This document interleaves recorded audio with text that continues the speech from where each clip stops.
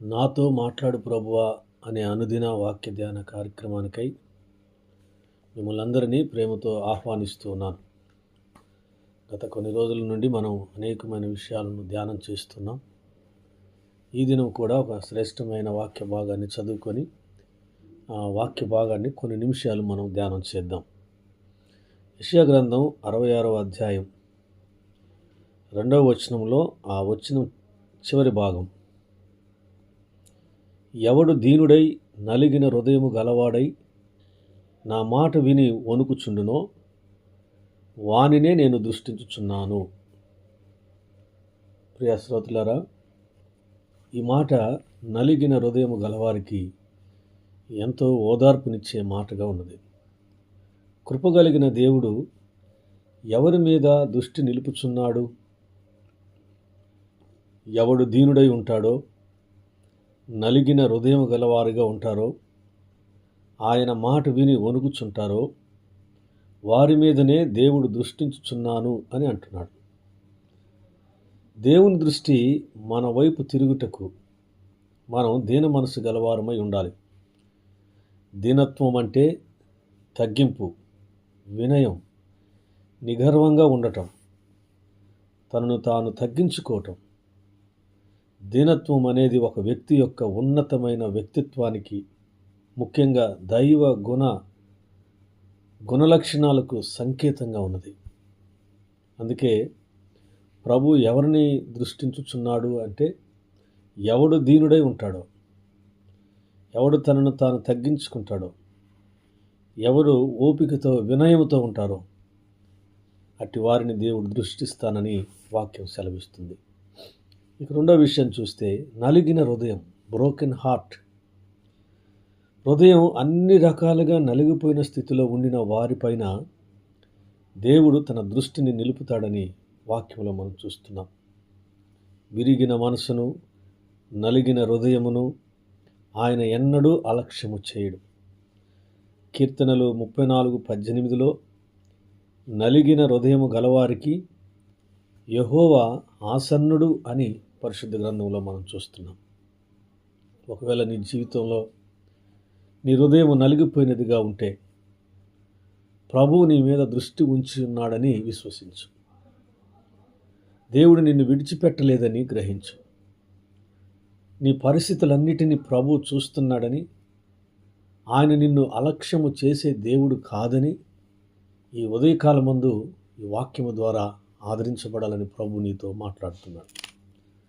మూడో విషయం, ఆయన మాట విని వణుకుచూ ఉన్న వారిపైన ఆయన దృష్టి నిలిపే దేవుడని వాక్యంలో మనం చూస్తున్నాం. మనం మనుషులు నోటి మాటలకు ఎంతో ప్రాధాన్యత ఇస్తాం. సర్వశక్తిమంతుడైన దేవుని మాటలకు కూడా మనం ఇంకెంత ప్రాధాన్యత ఇవ్వాలి? మనుషుల మాటలకే మనం వణికిపోతూ ఉంటాం. మరి సర్వశక్తి కలిగిన దేవుని మాటకి ఇంకెంత వణకాలి? మనం దేవుని మాటకు భయపడాలి. ఆయన మాటలను గౌరవించాలి. ఆయన మాటకు విధేయత చూపాలి. మన అహంకారాన్ని విడిచిపెట్టి దేవుని వాక్యం ముందు మనల్ని మనము తగ్గించుకోవాలి. ఇలాంటి వారిపైన నా కనుదృష్టి నిలిపెదనని ప్రభు అంటూ ఉన్నాడు. ఈరోజు ప్రియ శ్రోతలారా, దేవుడు నిన్ను దృష్టించున్నాడని నమ్ముచున్నావా? దేవుని దృష్టి నీ వైపు తిరుగునట్లుగా నీవు జీవిస్తున్నావా?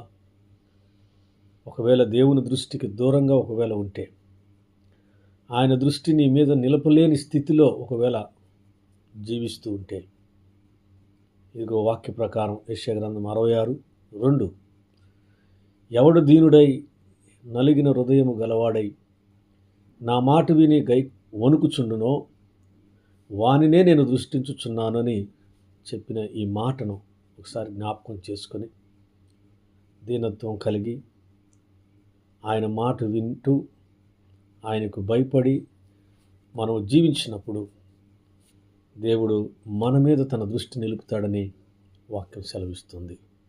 అట్టి కృప పరిశుద్ధాత్మ దేవుడు మనందరికీ అనుగ్రహించునుగాక.